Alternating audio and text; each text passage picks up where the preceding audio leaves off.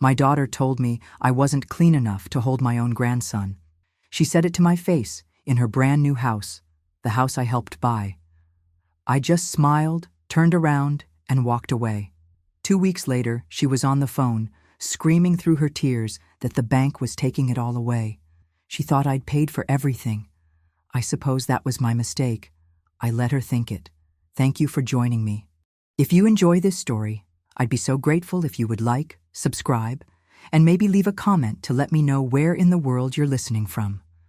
I hope you have a peaceful day or a peaceful night, wherever you are. The blanket felt heavy in my lap, a soft, reassuring weight. For the last 3 months, my evenings had been spent with it. The gentle click of the knitting needles, the buttery yellow yarn slipping through my fingers, the tiny, intricate pattern of sleeping lambs taking shape row by row. It was the finest merino wool I could find. Nothing was too good for my first grandchild, my little Samuel. My husband, Robert, would have been so proud. He'd always wanted a big family, and though we were only ever blessed with our Amelia, seeing her become a mother felt like a continuation of his dream. Of our dream. I drove my 10-year-old sedan carefully through the winding streets of the new development. It was one of those neighborhoods they call an enclave, full of houses that were far too large for the tiny plots of land they sat on. Brick and stone facades crowded together, each one trying to outdo the next with grand archways and columns that looked like they belonged on a government building. It wasn't my taste, but it was what Amelia and Gregory wanted. A fresh start, they'd called it. A place to raise their son, a place to build a life, and I had helped them build it. The number, $200,000, still made my breath catch. It was more than half of what Robert had left me, the sum total of a lifetime of careful saving and sensible choices. But when Amelia had cried on the phone, talking about interest rates and how they'd never be able to afford a decent place without a substantial down payment, my heart had melted. How could I say no? This money was for family, for security. And what greater security could there be than a roof over my daughter's head, over my grandson's head? When I pulled up to their address, I had to check it twice. The house wasn't just large, it was a mansion. A 3-car garage, a 2-story entryway with a massive Palladian window, and landscaping that was already immaculately manicured. A wave of dizziness washed over me. This was far more extravagant than I had imagined. But the pride quickly followed. My Amelia. She had done so well. Her husband, Gregory, a real estate agent with a smile as wide as his ambition, must be a miracle worker. My contribution, I reasoned, must have been the key that unlocked this kingdom for them. The thought warmed me from the inside out. I smoothed down the front of my lavender linen dress, freshly pressed this morning, and tucked the gift-wrapped blanket under my arm. The box was tied with a silk ribbon the exact shade of a robin's egg. Details matter. It's a lesson I learned over 30 years as a head librarian, and a lifetime before that from my own mother. Care is shown in the details. The front door swung open before I could even ring the bell. Gregory stood there, beaming, dressed in expensive-looking jeans and a polo shirt with a tiny logo I didn't recognize. "Beatrice, you made it! Come on in, come on in!" He ushered me into a cavernous foyer. The air smelled of fresh paint and new carpet, a sterile chemical scent that tickled my nose. Everything was white. White marble floors, white walls, a sweeping white staircase. It felt less like a home and more like a showroom. My sensible leather shoes squeaked on the polished floor. Amelia came down the stairs, moving slowly. Motherhood had changed her. There was a new softness to her face, but also a tension around her mouth I hadn't seen before. She was holding a tiny bundle wrapped in a plain muslin cloth. My heart gave a painful lurch. My grandson. "Hi, Mom," she said, her voice flat.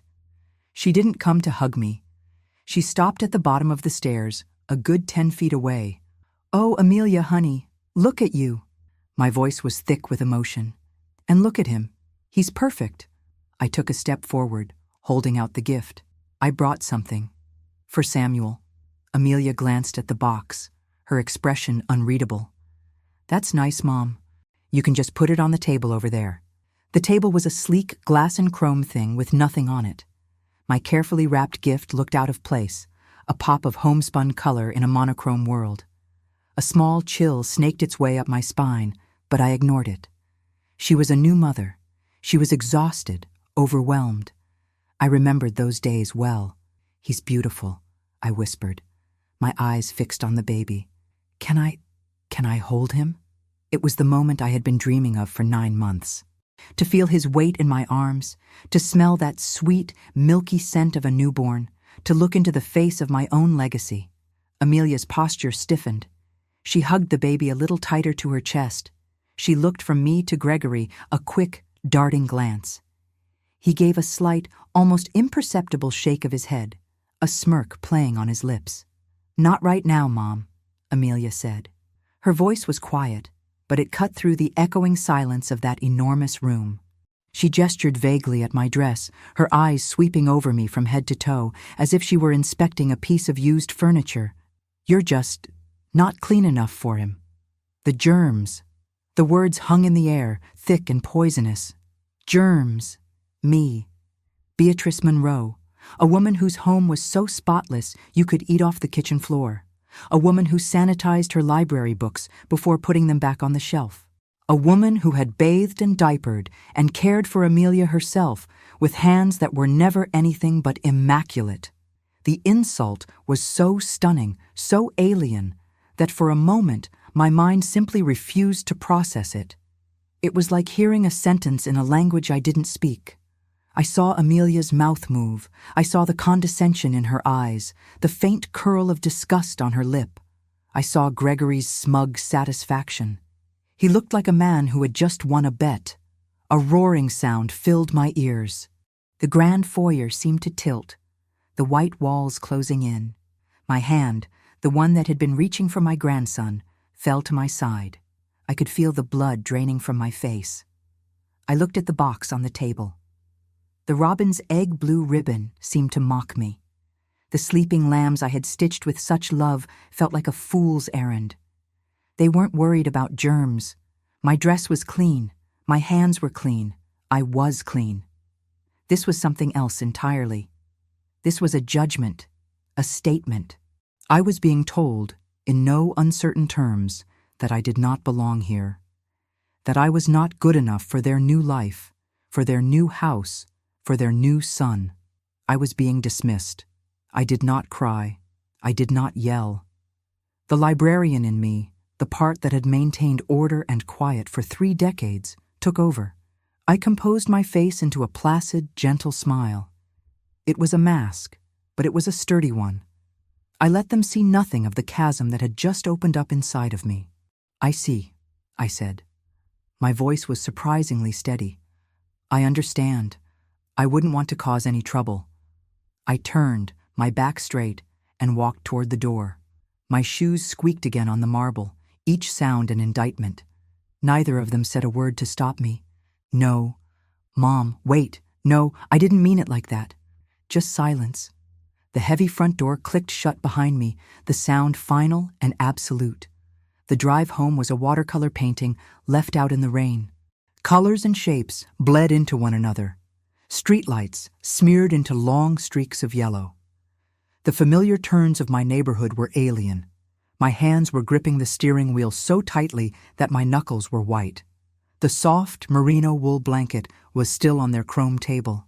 I had left a piece of my heart in that cold white house. When I finally pulled into my own driveway, I just sat in the car for a long time, the engine ticking as it cooled. My house looked back at me, small and modest, but perfect.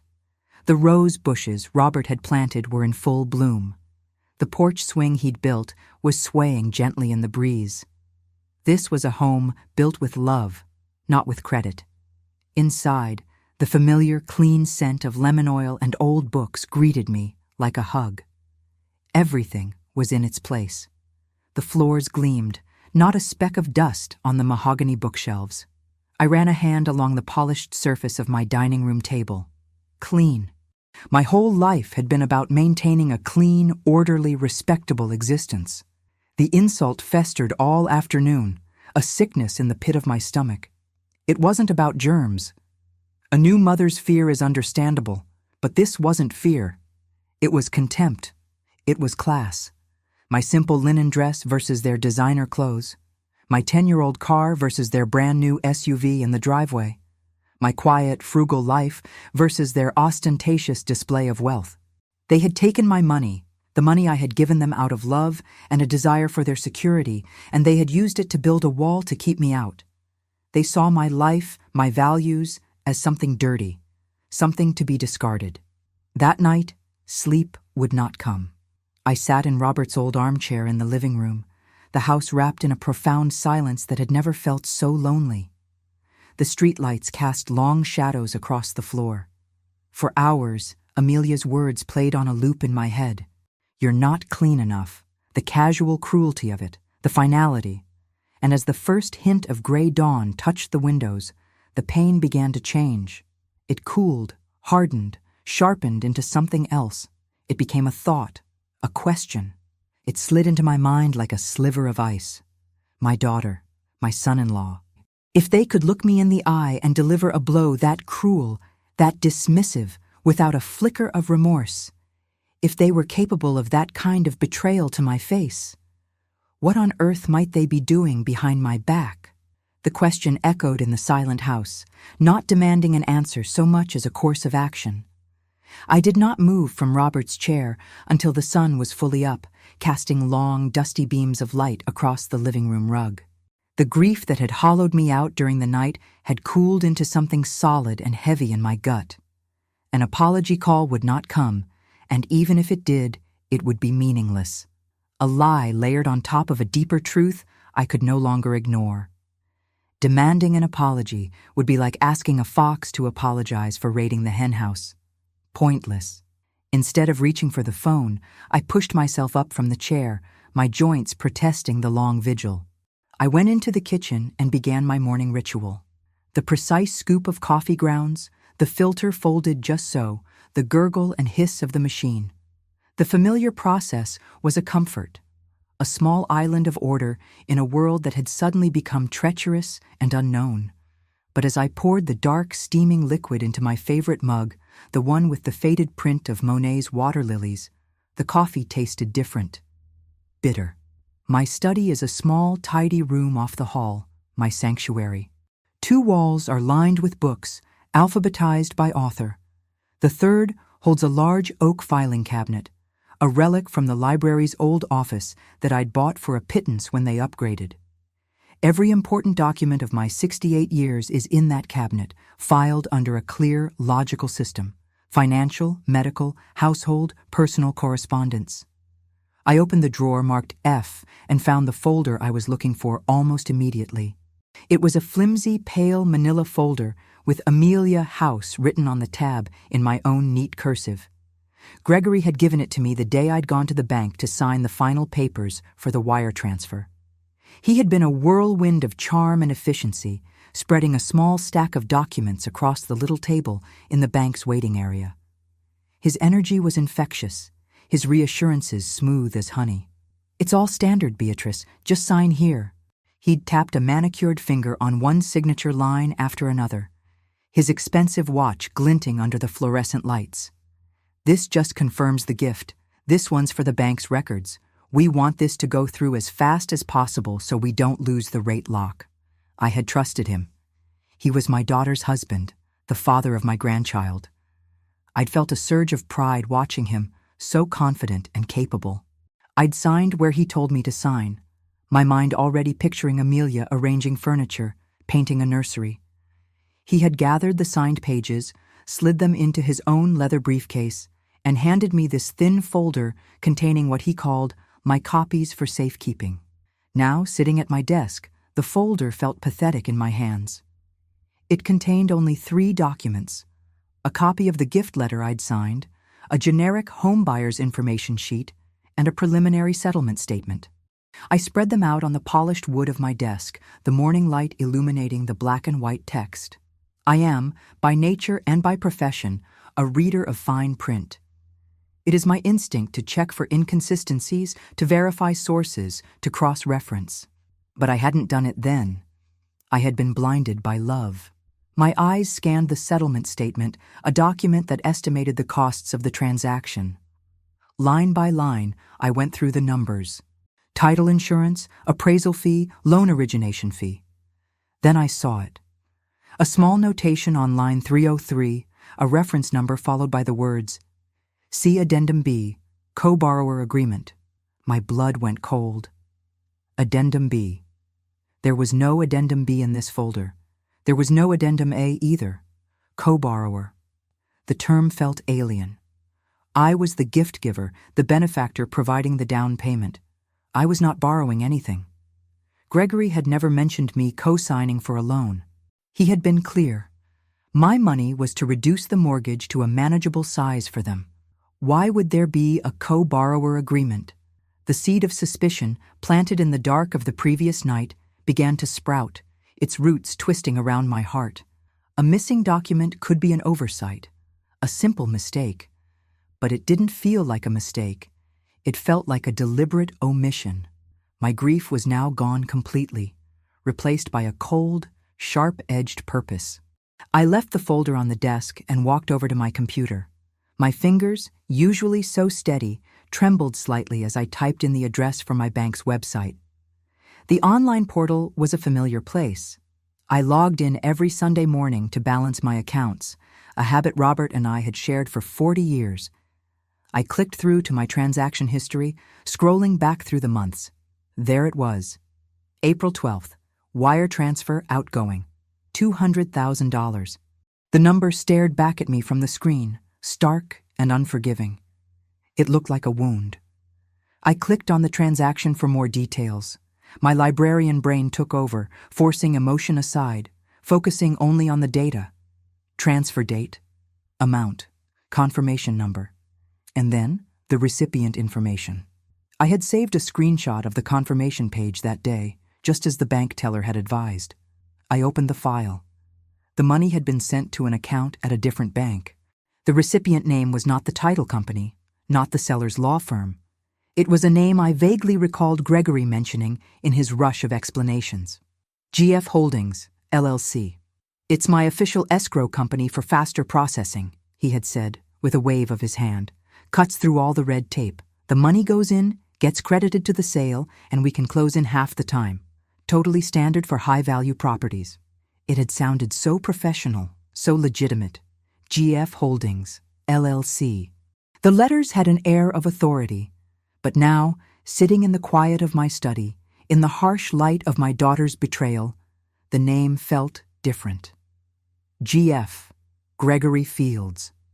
My heart was beating a slow, heavy drum against my ribs. I opened a new tab in my web browser. My hands were perfectly still now. There was no shaking, only a strange, preternatural calm. In the search bar, I typed the 3 words, GF Holdings, LLC. I added Charlotte, NC to narrow the results. I clicked Enter. The search results loaded in an instant. The first link was to the North Carolina Secretary of State Business Registration portal.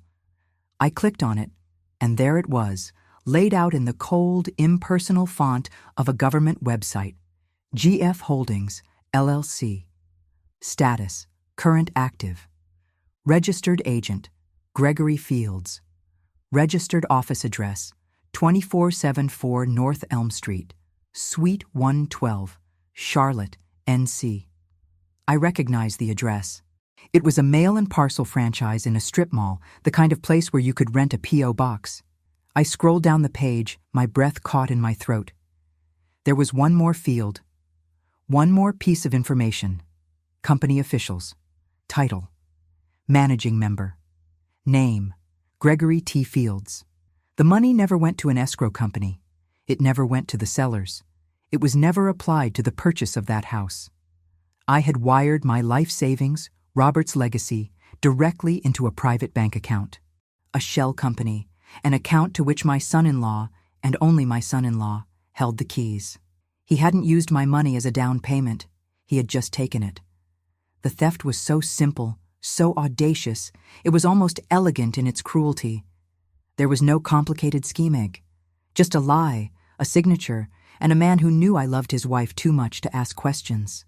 A strange calm descended over me, the kind that follows a devastating storm when the wind finally ceases and all you can hear is the dripping of the rain.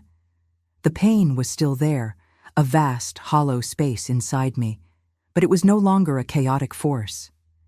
It was a vacuum, pulling my thoughts into a single, sharp point of focus. I minimized the browser window, logged out of my bank account, and shut down the computer. Then I picked up my phone. I scrolled past Amelia's name without a flicker of emotion. There was only one person I could call. The number was the first one in my favorites, where it has been for 50 years. Margot picked up on the second ring. "B? Everything all right? You're up early. Can you come over?" My voice was a stranger's, low and steady. "I need you to look at something." "Give me 20 minutes, she said, no hesitation. Margot never asked unnecessary questions. While I waited, I made another pot of coffee. I moved around my kitchen with the deliberate, unhurried motions of a woman who had all the time in the world, though I felt as if a clock had just started ticking down somewhere deep inside me. I set out 2 mugs, the cream, the sugar. By the time Margot's car crunched to a stop in the gravel driveway, I was sitting at my kitchen table with the thin manila folder, my bank statement, and a printout from the Secretary of State's website laid out before me like evidence at a trial. Margot came in through the back door without knocking, as she always has. She's a small, bird-like woman with sharp, intelligent eyes that miss nothing. She took one look at my face, then at the documents on the table, and her friendly smile vanished. She sat down opposite me and poured herself a coffee without a word. I started at the beginning. I told her everything, my voice never rising, never breaking. I told her about the hand-stitched blanket, the grand house, the chemical smell of new paint. I told her about the look on Gregory's face and the coldness in my daughter's eyes. And then I told her the words, "You're not clean enough for him." Margot's knuckles were white where she gripped her coffee mug. She didn't offer sympathy. She didn't tell me I was being sensitive. A muscle in her jaw twitched. When I finished, pointing to the printout with Gregory's name on it, she stared at it for a full minute, her expression hardening from concern to a cold, controlled fury I knew well. She had been a forensic accountant for 40 years, hunting for stolen pennies and phantom assets in the ledgers of crooked corporations. She recognized evil when she saw it in the numbers. She finally looked up, her dark eyes like chips of obsidian. "The conniving little snake," she said, her voice a low growl. "He didn't just disrespect you, Beatrice. He robbed you." The validation in her words was like a steel rod being inserted into my spine. I wasn't grieving a misunderstanding. I was the victim of a crime. "What do I do, Margot?" I asked. She took a slow sip of her coffee. "First," she said, setting the mug down with a decisive click, "we find out exactly what he did with it and what he bought with it." For the next hour, my quiet kitchen became a war room. Margot pulled a slim laptop from her bag and set it up on the table. Her fingers, gnarled with a bit of arthritis, flew across the keyboard with a speed that left me breathless. She navigated websites I'd never heard of, public records databases, county property tax portals, official deed registries. She spoke in a low murmur as she worked, more to herself than to me. "Okay, here's the property record. Sale closed April 14th. Purchase price is, my God, $1.2 million. I flinched. That was more than double what I'd imagined. "Okay, let's pull the deed. Transfer of title. Here we go. Seller, buyer, Amelia Fields and Gregory Fields, standard. Now let's look at the financing statement. Where's the mortgage?" She went quiet. Her eyes narrowed in concentration as she scanned line after line of digital text. A low whistle escaped her lips. "What is it?" I asked, my voice tight. "There's no record of a $200,000 down payment, B." She turned the laptop screen toward me. "Look, they financed the whole thing, or close to it. They took out a mortgage for $1,100,000. The room seemed to shrink. The numbers made no sense. "But how? Their income isn't nearly high enough to qualify for a loan that size." "Exactly," Margot said, her voice grim. She kept digging, clicking through a series of links that took her to a digitized copy of the mortgage agreement itself. The pages loaded slowly, one by one. It's a stated income loan. High risk, predatory interest rate.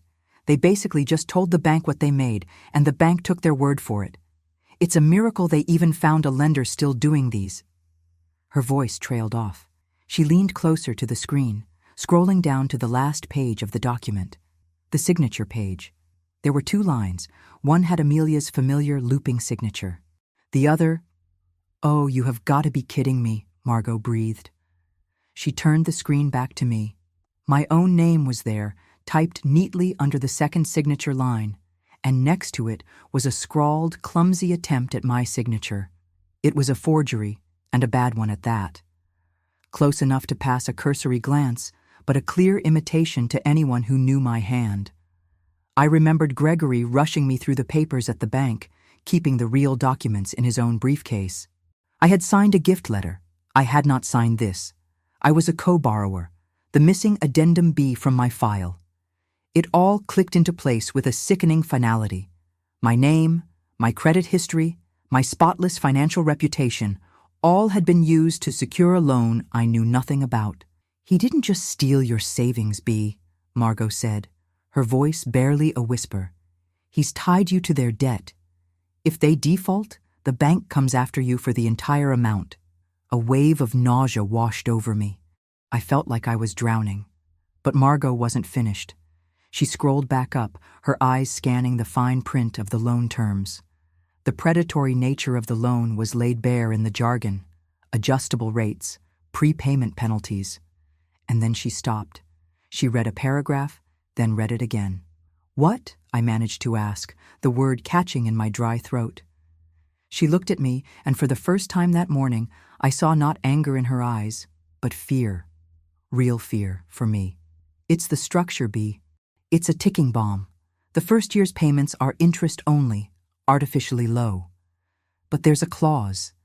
A massive balloon payment for all of the first year's accumulated principal and deferred interest is due at the end of the 12th month." She did a quick calculation on a notepad. "That payment is due in less than a month." She underlined the date. "And if it's not paid in full, the loan is in immediate default. The bank can start foreclosure proceedings the very next day." The full, monstrous scope of their plan finally settled over me, a suffocating shroud. The insult in the foyer was not the beginning. It was the end. They had already gotten what they wanted. They had my money in their pocket. They had my name forged on their fraudulent debt. They had their mansion. They had pushed me away, deemed me unclean, because they were finished with me for the moment. But they knew the bill was coming. They knew that in a few short weeks, a demand for a payment they could never make would arrive. And who would they call? Who would be forced to drain every last penny of her remaining savings to avoid ruin, to protect her good name from the public shame of a foreclosure notice tacked to her daughter's door? They hadn't just stolen my money. They had built a trap, baited it with my love, and were now just waiting for it to snap shut around me. The kitchen was silent save for the ticking of the clock on the wall, each second a hammer blow, counting down to a future I hadn't chosen. Margot gently closed her laptop. The trap wasn't just set. I was already in it.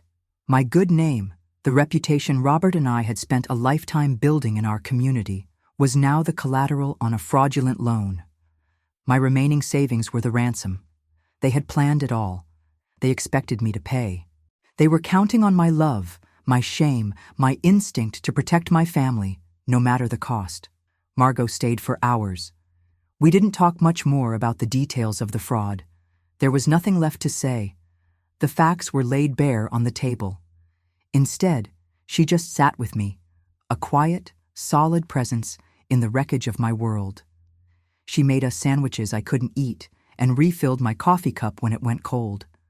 Her presence was an anchor. Without it, I think the shock might have fractured me completely. When she finally left late that afternoon, she squeezed my hand at the door. "Don't do anything yet, B," she said, her voice firm. "Don't call them. Don't let them know you know. Just wait. Let him make the next move." The next few days passed in a strange, gray fog. I went through the motions of my life. I watered my plants. I sorted the mail. I walked to the corner market for groceries. But I was a ghost in my own home, my mind miles away, replaying every conversation, every reassuring smile from Gregory, every distant phone call from Amelia. The memories that had once been my comfort were now tainted, each one a clue in a crime I hadn't known was being committed against me.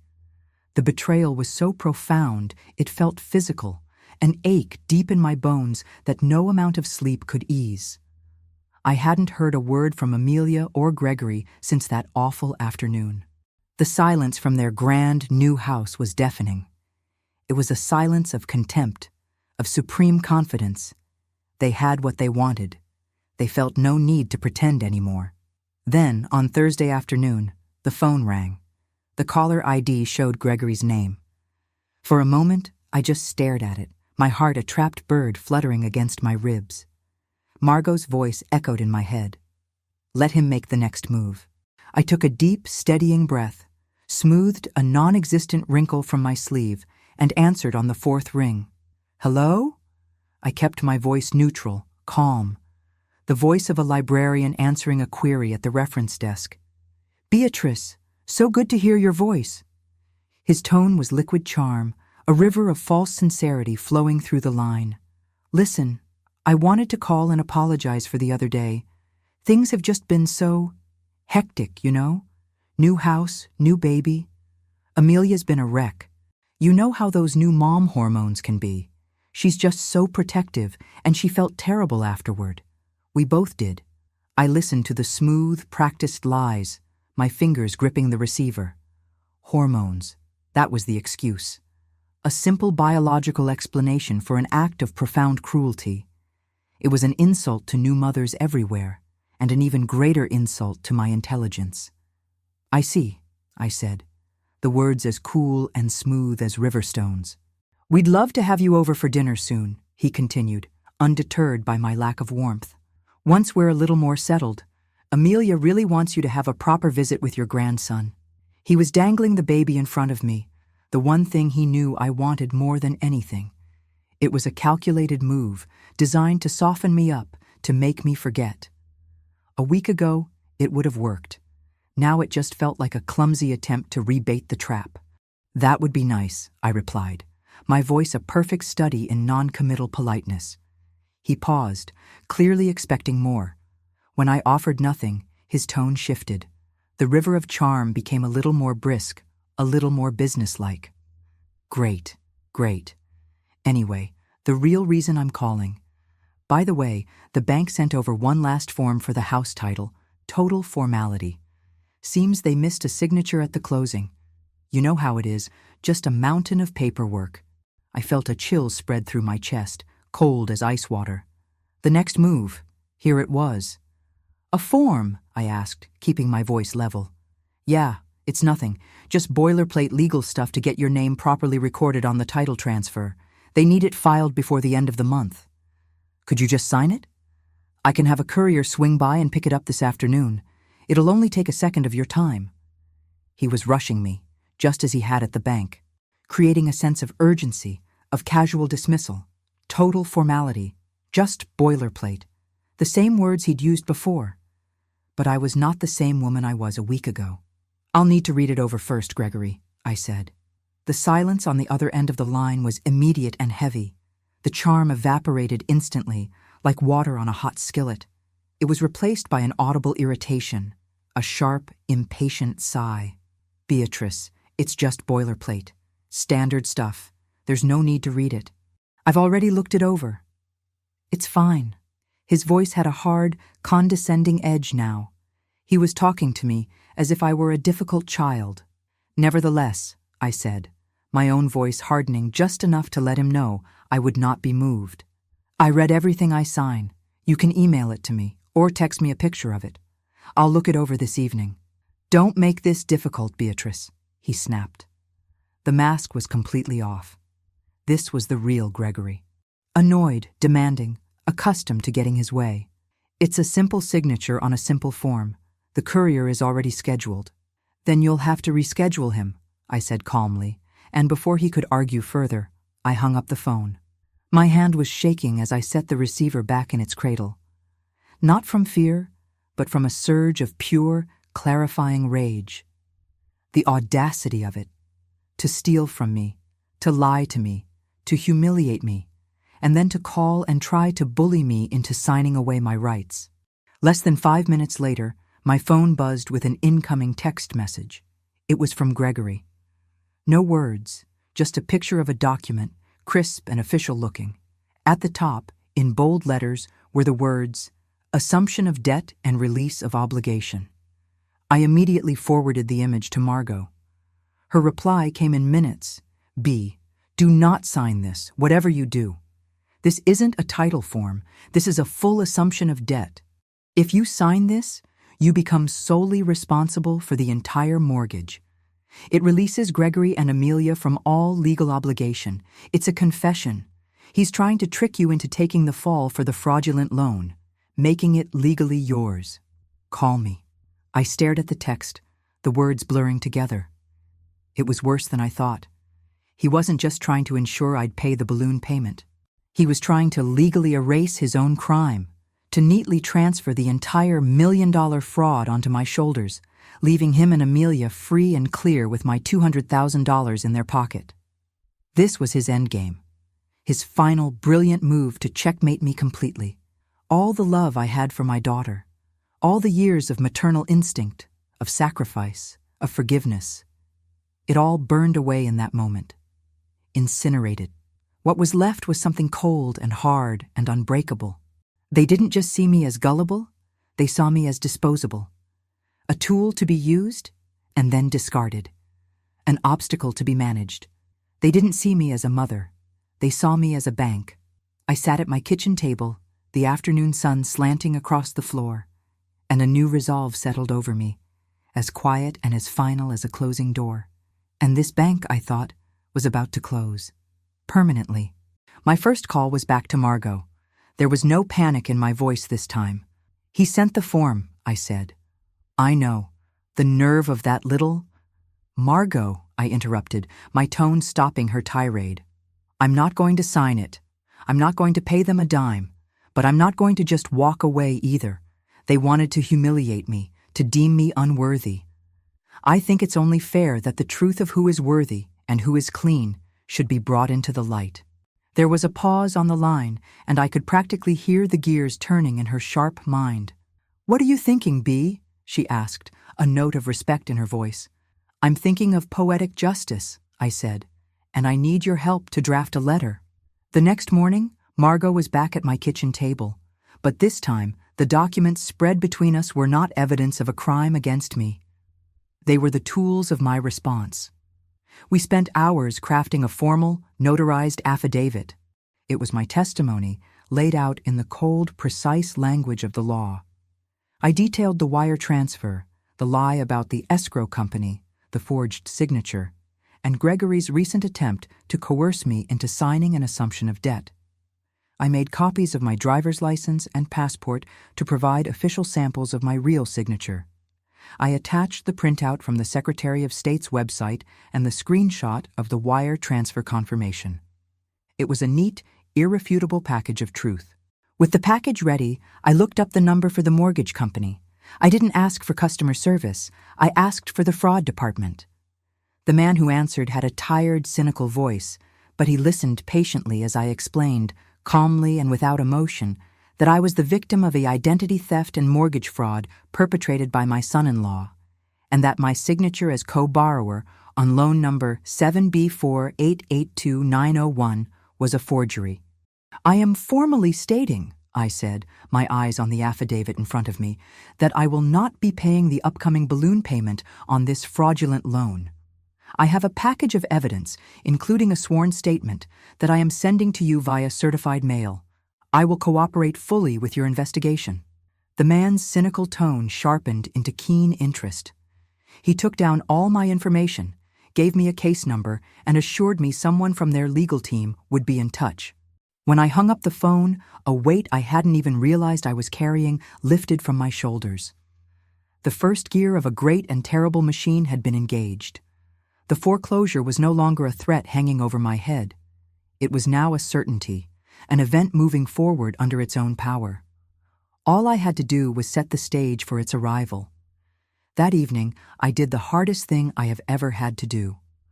I picked up the phone and called my daughter. My heart, which I thought had turned to stone, gave a painful, traitorous throb as I dialed the number. But I pushed the feeling down, burying it under layers of cold resolve. I was no longer calling as a mother. I was a strategist, moving a key piece into position on the board. Amelia answered, her voice wary and defensive. "Mom?" I let my own voice fill with a grandmotherly warmth that felt like ash in my mouth. I infused it with a slight tremor of age, of regret. "Amelia, darling, I'm so sorry I haven't called. I've been doing a lot of thinking." "Oh," she said, the single word dripping with suspicion. "My pride was wounded the other day," I continued, the lie flowing with a terrifying ease. "I was so looking forward to holding little Samuel, and I took your caution the wrong way. I've been a foolish old woman. Of course you're protective. You're a wonderful mother." I could hear the change on her end of the line, the subtle release of tension. I was behaving as she expected. I was the one apologizing. I was smoothing things over, taking the blame. "It's okay, Mom," she said, her voice softening. "It's just been stressful." "I know, dear, and I haven't been helping," I said, laying the foundation. "Gregory called about a form from the bank. It got me thinking about this whole house situation and how much pressure you two are under." I paused, letting the silence hang for a moment before delivering the masterstroke. "I want to make it up to you," I said, my voice thick with manufactured emotion. I've decided to give you the house outright. I'm going to pay off that loan for you. All of it. Let's consider it my christening gift for my beautiful grandson." The silence that followed was profound. I could hear her sharp intake of breath. I could picture her eyes widening, the frantic calculations happening in her head. Then a muffled sound as she covered the receiver, her voice a shrill, excited whisper to Gregory in the background. "She's going to pay it off. Mom's going to pay off the whole house."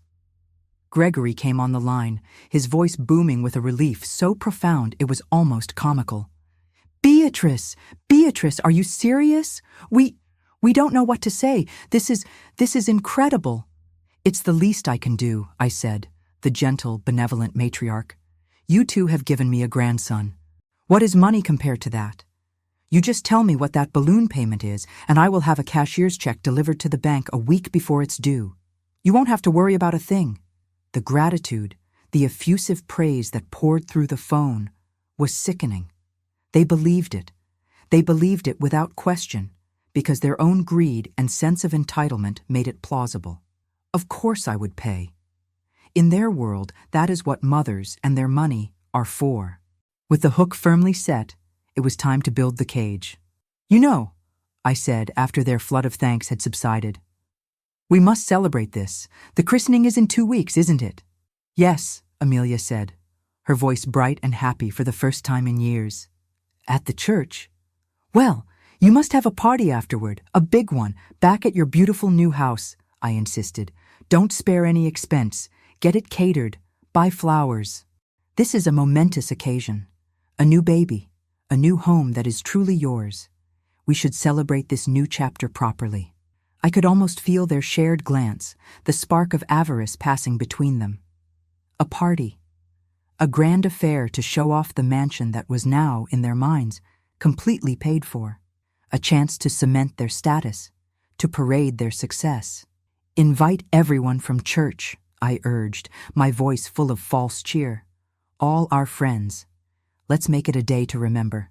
"Oh, Mom, we will," Amelia gushed, the plan already taking shape in her mind. "It will be the most wonderful party ever." When I hung up the phone, the warmth drained from my voice and from my face. I sat in the growing twilight, my house silent around me. They were happy. They were celebrating. They were planning a grand spectacle to display the fruits of their deception, and I had just handed them the script, arranged the lighting, and sold every ticket to their public execution. The house was unrecognizable. 2 weeks ago, it had been a sterile white box smelling of chemicals. Today, it was overflowing with life, with flowers, with the very people whose judgment Amelia and Gregory valued above all else. Huge bouquets of white lilies and hydrangeas stood on pedestals, their cloying scent mixing with the aroma of expensive catering and the dozens of different perfumes worn by the women of our church. Laughter and conversation echoed off the high ceilings of the cavernous foyer, creating a dull roar that vibrated in my chest. I had arrived early, dressed in a simple but elegant navy blue silk dress. Amelia, glowing in a cream-colored lace frock that must have cost a fortune, had greeted me at the door with a kiss on the cheek. It felt like the brush of a moth's wing, dry and insincere. "Oh, Mom, you look lovely. I'm so glad you're here." "Isn't everything perfect?" she'd whispered, her eyes shining with a proprietary glee. She believed this was all hers now, a kingdom I had purchased for her. I found a comfortable, high-backed armchair in a corner of the main living room, a strategic position with a clear view of the foyer, the fireplace, and the sweeping staircase. From here, I could be an observer, a quiet, serene grandmother content to watch the festivities. I accepted a tall glass of iced tea from a passing waiter and settled in. I was an actress in the final scene of a play I had written, and my only role was to sit still and wait for the curtain to fall. My heart was beating a steady, rhythmic drum. I was not nervous. I was not scared. I felt a profound and unsettling calm, the kind of stillness one finds in the eye of a hurricane.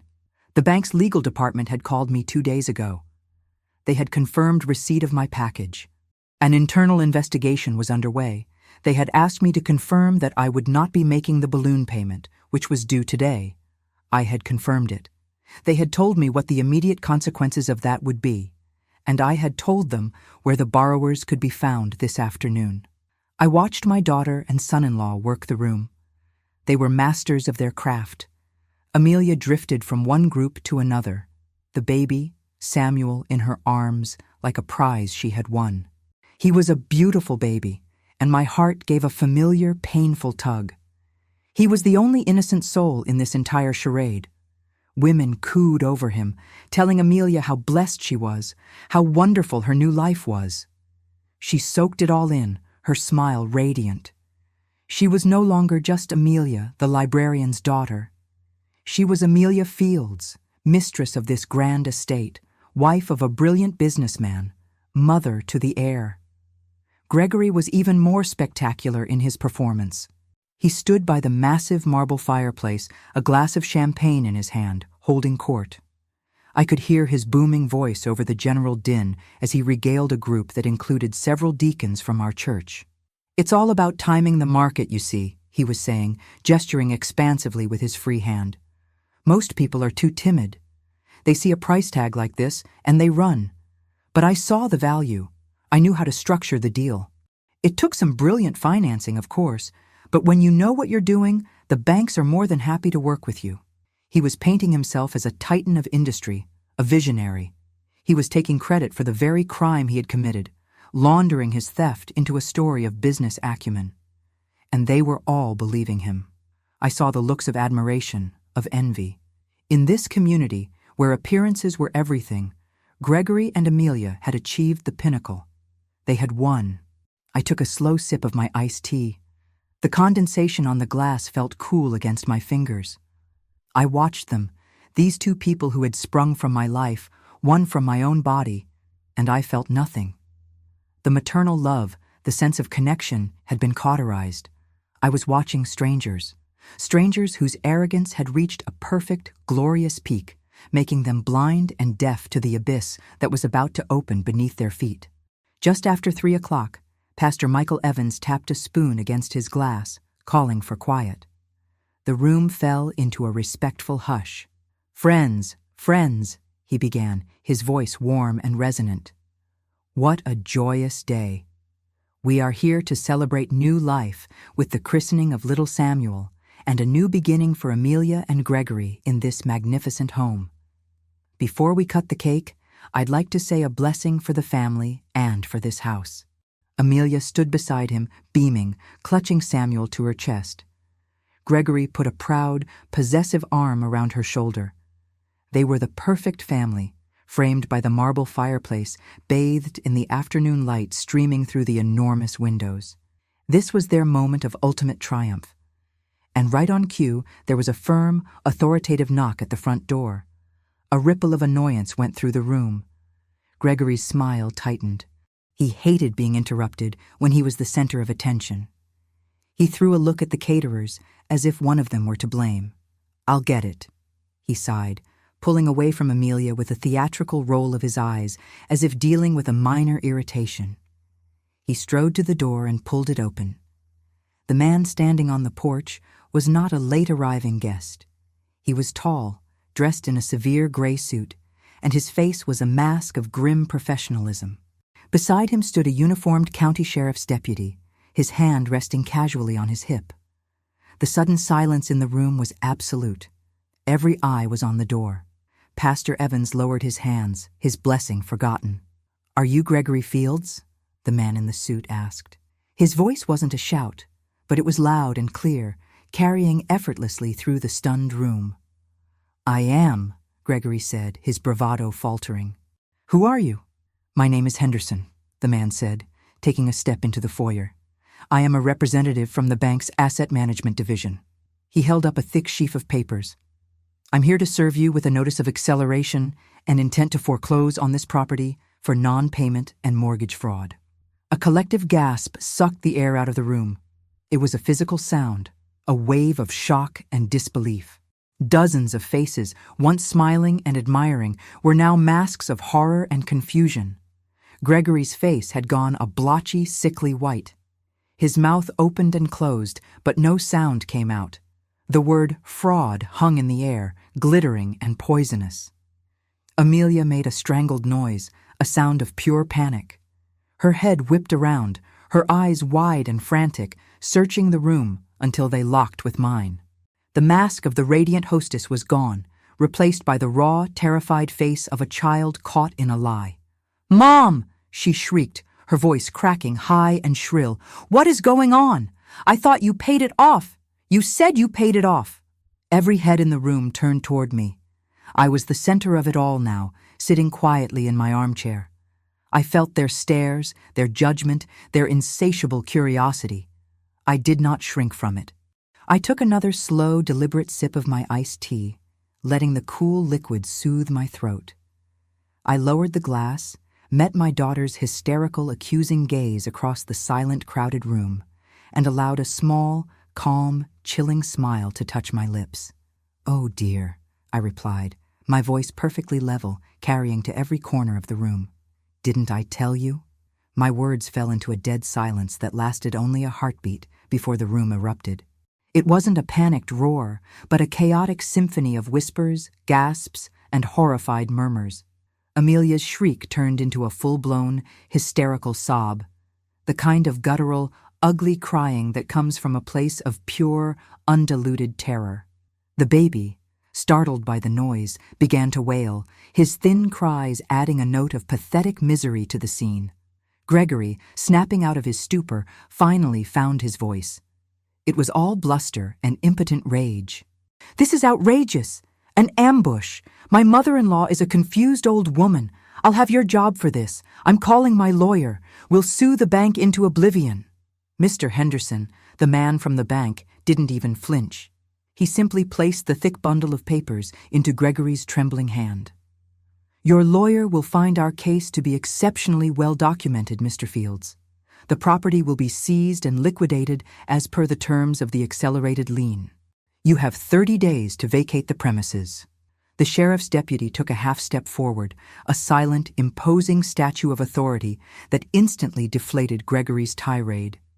As all eyes were fixed on the drama in the foyer, a second, quieter scene unfolded.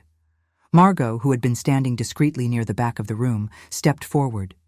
She moved with the calm, unhurried purpose of a chess master making the final move in a long game. In her hand, she held a slim, neatly organized file folder. She walked directly to Pastor Evans, whose face was a mask of bewilderment and distress. "Pastor," she said, her voice low but clear, just loud enough for those nearest them to hear. Beatrice thought you might want to see the truth for yourself. She handed him the folder. I knew what was inside. A copy of the wire transfer confirmation, showing my $200,000 flowing directly into GF Holdings, LLC. A copy of the forged loan application, with the clumsy imitation of my signature, and a copy of the assumption of debt form Gregory had tried to bully me into signing. Pastor Evans opened the folder. His eyes scanned the first page, then the second. The color drained from his face. He looked from the papers in his hands to Gregory, then to Amelia, and finally, to me. The look he gave me was one of profound, dawning horror, and something else, a deep, weary sadness. The truth, in all its sordid detail, was now in the hands of the community's moral arbiter. The pastor didn't need to say a word. He simply closed the folder. The news spread through the room as if by osmosis. Whispers turned into open conversation. He stole her life savings. She forged her own mother's name. A shell company. The words passed from person to person, and with each transmission, the atmosphere in the room shifted. The shock curdled into disgust. The guests, the pillars of the community they had been so desperate to impress, began to leave. It started as a trickle. A quiet apology to the pastor, a wide berth given to the sobbing Amelia and the sputtering Gregory. Then it became a flood. No one made eye contact with them. People who had been slapping Gregory on the back an hour earlier now looked at him as if he were something they'd found on the bottom of their shoe. Their congratulations and envious smiles were replaced by looks of pity and contempt. The beautiful party, the grand unveiling of their success, had become a public shaming. They were being ostracized in real time, cast out from the very circle they had committed felonies to enter. Amelia, her face streaked with tears and makeup, finally turned her full fury on me. "You did this," she screamed, her voice raw. "You ruined my life, my son's life. You couldn't stand to see me happy, to see me have something better than you." Her words held no power over me anymore. They were just noise, the desperate, nonsensical accusations of a thief caught red-handed. I watched her, this creature of insatiable want, and I felt a vast and profound emptiness. The daughter I had raised, the little girl I had loved, was gone. Perhaps she had never really been there at all. Slowly, I stood up from my armchair. My joints ached a little. I felt every one of my 68 years. I placed my half-empty glass of iced tea on the cold marble of the mantelpiece. The clink of the glass was a small, final sound. Without another look at the ruin of my daughter's life, I turned and walked toward the door. I passed the horrified guests, the grim-faced banker, the stoic deputy. I walked out of the house that was never truly theirs, into the clean, late-afternoon air, leaving them to the chaos they had created. The weeks that followed were a blur of legal proceedings and town gossip. The downfall was as swift and total as Margot had predicted. The bank, armed with my evidence, moved aggressively. The foreclosure was uncontested. Gregory and Amelia didn't have the resources for a legal fight. They were out of the house in less than a month. My affidavit triggered a criminal investigation. Gregory was arrested and charged with multiple counts of wire fraud, bank fraud, and grand larceny. The evidence was overwhelming, and his arrogance crumbled in the face of actual consequences. Their marriage, a partnership built on a foundation of shared greed, could not withstand the pressure of public shame and financial obliteration. I heard through the grapevine of church friends that the fighting was constant, the accusations venomous.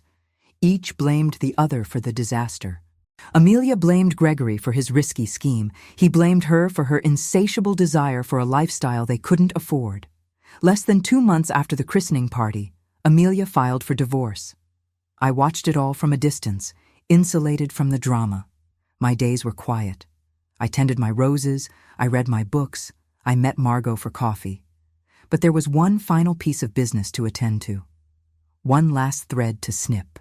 A month after Gregory's arrest, I sat with my lawyer, a kind, no-nonsense man Margot had recommended. He had already helped me work with the bank to clear my name from the fraudulent loan and ensure my credit was fully restored. Now, He slid a final set of documents across his polished mahogany desk toward me. "This is the last of it, Beatrice," he said gently. "This will amend your will and all estate planning documents. It officially disinherits your daughter, Amelia Fields. Once you sign this, she will have no legal claim to any part of your estate, now or in the future." I picked up the heavy pen.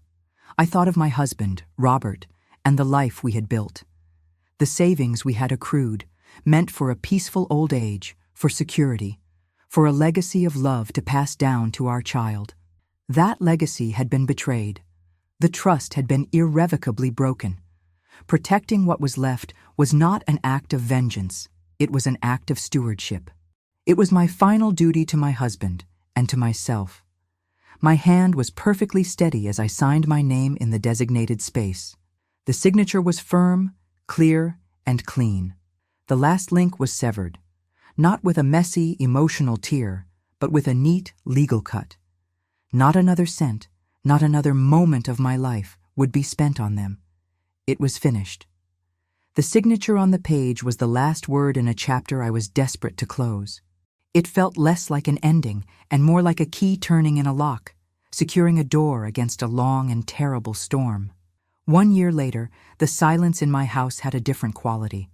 It was no longer the heavy, lonely silence of grief, but a light, peaceful quiet that hummed with contentment. The legal battles were over. The bank's case against Gregory had been airtight, and my testimony, delivered calmly and factually in a sterile courtroom, had been the final nail in his coffin. He was now several months into a 7-year prison sentence. My savings, every last stolen dollar, had been recovered through the court's restitution order, a process my lawyer had handled with quiet efficiency. This morning, the sun was warm on my back as I knelt in my garden.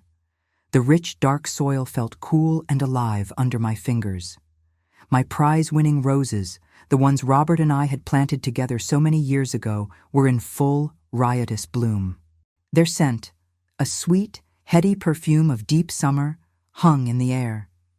I gently pruned a spent blossom from the peace rose bush, its creamy, yellow-edged petals a testament to its name. From the porch, I could hear the rustle of paper and Margot's voice. "Listen to this, Bee.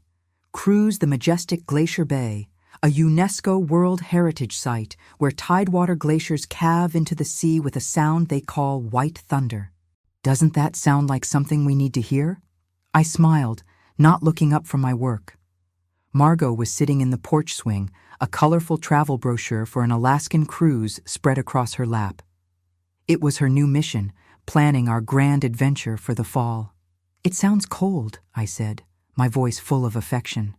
"It's the experience, Bee," she insisted. "Eagles, whales, mountains rising right out of the ocean. It's the opposite of Charlotte, North Carolina. It's exactly what we need." She was right, of course. We did need it. A new horizon, a landscape scrubbed clean by ice and time.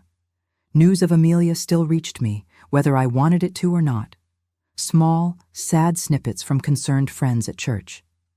After the divorce was finalized, she had been left with nothing but her share of Gregory's debts.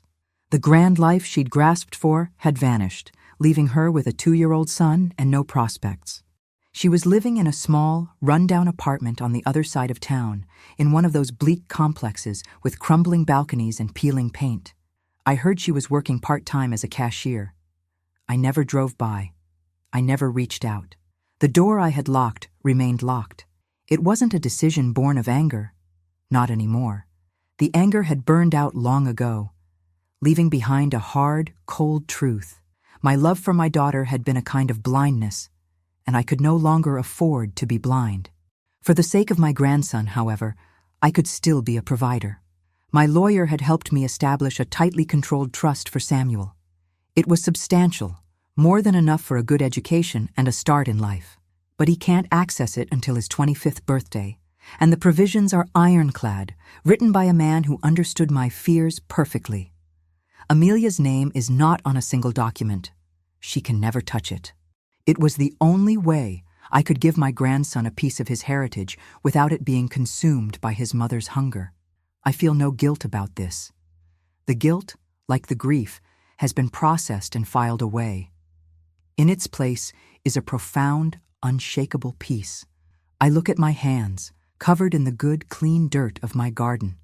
My nails are stained with it, and I think of that day in that cold, white house when my own daughter told me I was not clean enough. I understand now that some stains are not on the surface. They're not dirt that can be washed away with soap and water. Some stains are etched into a person's character, a deep, indelible part of who they are. Gregory's greed was a stain. Amelia's entitlement, her casual cruelty, that was a stain. I had spent a lifetime trying to clean up my daughter's messes, from scraped knees to bad grades to broken hearts. I thought that was a mother's job. But some messes are not messes at all. They are choices. They are the person. And you cannot clean a person who does not wish to be clean. By stepping back, by refusing to sign that paper, by making that call to the fraud department, I wasn't just reclaiming my money. By letting them face the consequences of their own filth, I was finally cleaning my own house. I was sweeping out the toxic elements that had been quietly poisoning my life for years. I was choosing my own peace over their comfort, my own dignity over their deception. I was reclaiming my life. I stood up, brushing the soil from my knees. The sun was high in the sky now, warming the stone path that led back to my porch. Margot looked up from her brochure and smiled. So, what do you think? White thunder? I looked at my garden, at the steadfast loyalty of my friend, at the quiet, sturdy house that Robert and I had filled with a lifetime of honest love. The silence inside was waiting for me. It was the sound of freedom, the sound of a clean slate. Yes, I said, a genuine smile spreading across my face. I think I would like to hear that very much. Thank you so much for listening to my story. It means the world to me to be able to share it. If you found a piece of your own strength in my journey, I would be so grateful if you would like this video and subscribe to the channel for more stories like this one. Please feel free to share your thoughts in the comments below. I truly love hearing from you all. I wish you a day filled with peace and clarity.